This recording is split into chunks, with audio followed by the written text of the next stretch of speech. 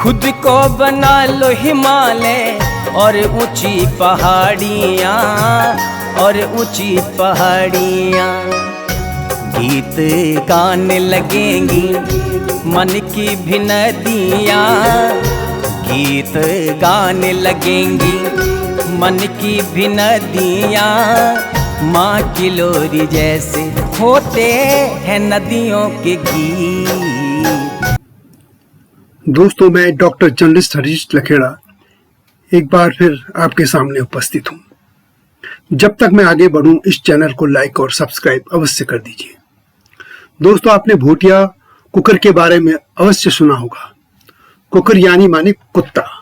संस्कृत में कुत्ते को कुकराह कहते हैं। हिमालय के अधिकतर क्षेत्रों में भी कुत्ते को कुकर या कुकर ही कहा जाता है।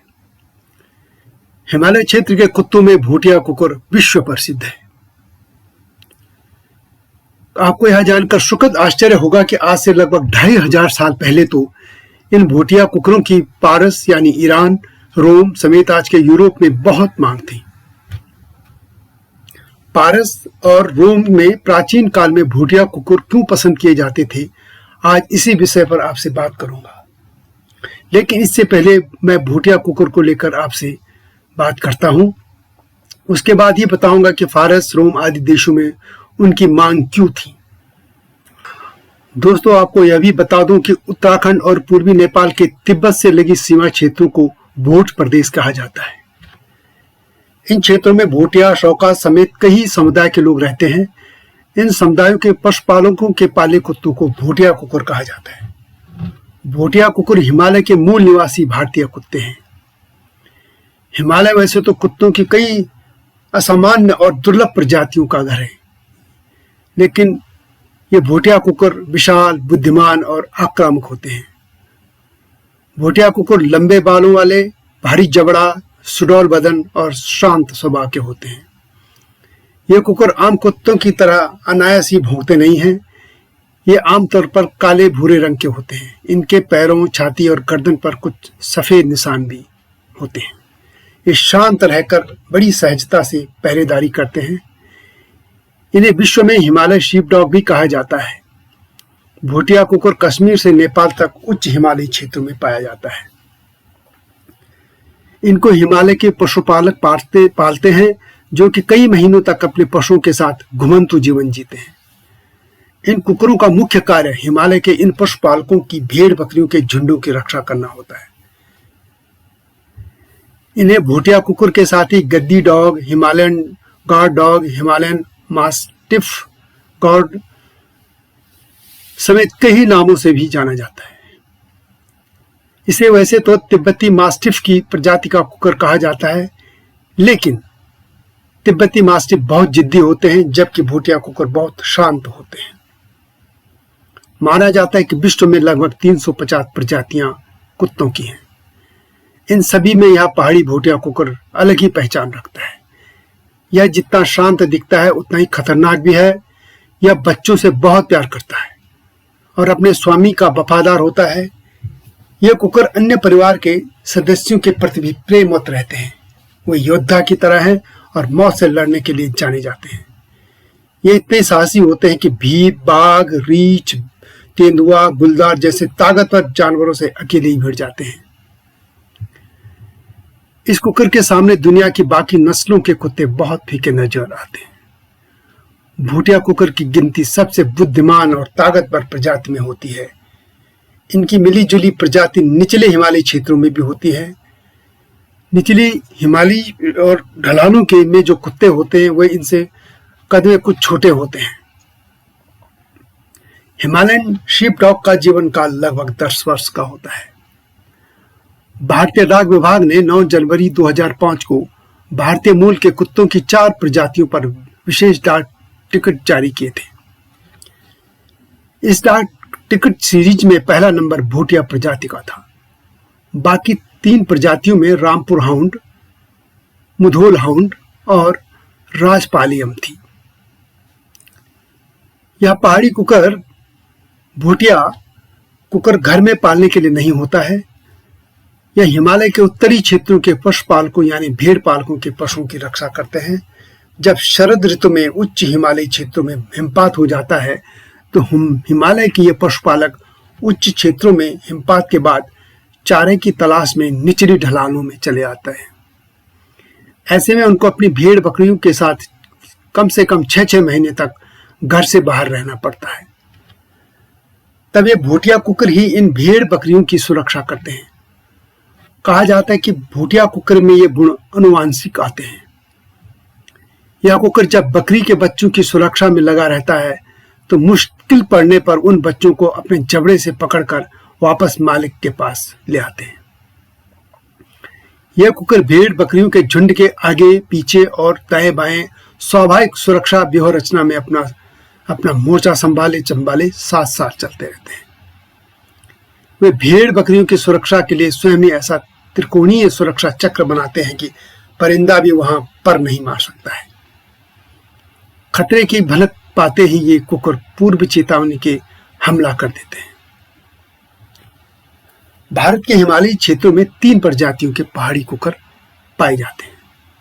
भूटिया कुकर यानी स्वदेशी मास्टिफ या हिमालयन गार्ड डॉग, हिमाचली गुद्दी कुत्ते और कश्मीर के बकरवाल मास्टिफ।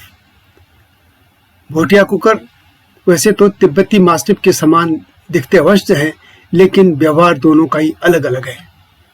हिमालयन मास्टिफ शांत और सौम्य कुत्ते हैं, वफादार हैं, जो अपने मालिकों और परिवारों के आसपास रहना पसंद करते हैं।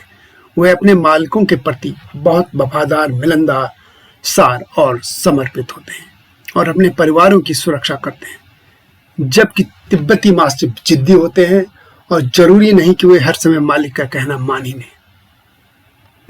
हिमालयी गद्दी या भारतीय तेंदुआ हाउंड या गद्दी कुकर भी भारतीय मूल के निवासी हैं और ये गद्दी पशुपालकों के साथ रहते हैं। जम्मू कश्मीर के पीर पंजाल क्षेत्र के बकरवाल और गुर्जर जनता के पास भी एक कुकर होता है, उसे बकरवाल कुकर कहा जाता है।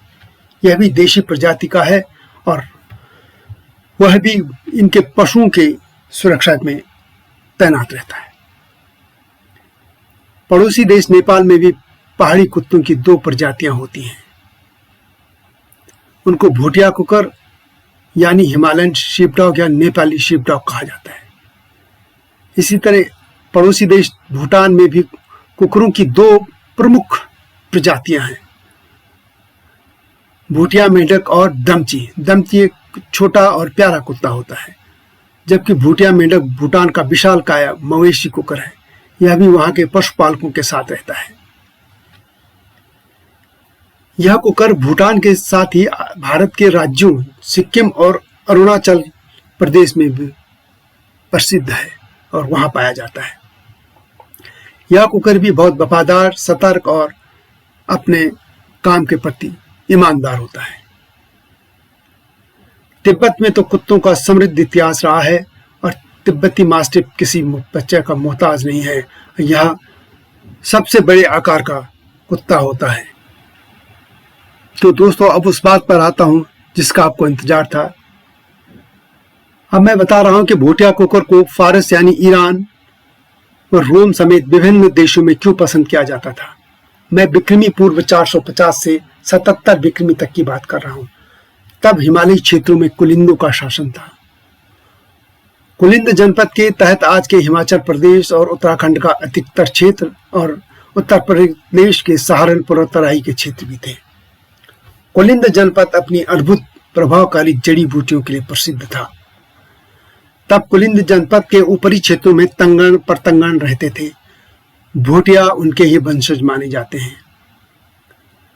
तंगड़ लोग घरों में सजावट के लिए बनेले पशु के सींग, सुखाए सिर, भूसा भरी खालों तथा औषधियों बनाने के लिए हिरण आदि की अस्थियां एवं जूतों की सजावट के लिए चेलपू यानी तिब्बती भेड़ों की सींगों का व्यापार करते थे।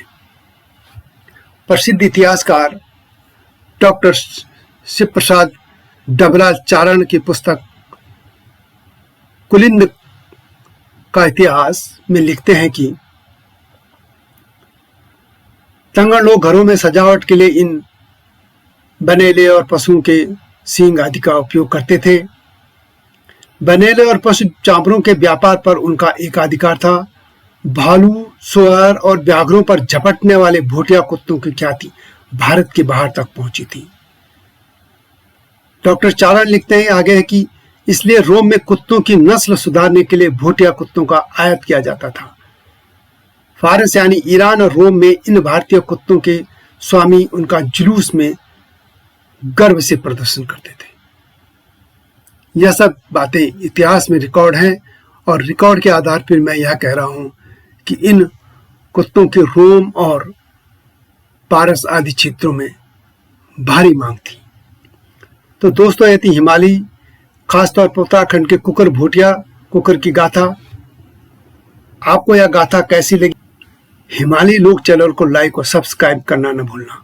और अंत में एक और बात, इस वीडियो का टाइटल सॉन्ग मेरा ही लिखा है। यह गीत पर्यावरण को समर्पित है और इसी चैनल में है। इस गीत को भी अवश्य सुनिएगा। जय भारत, जय हिमालय।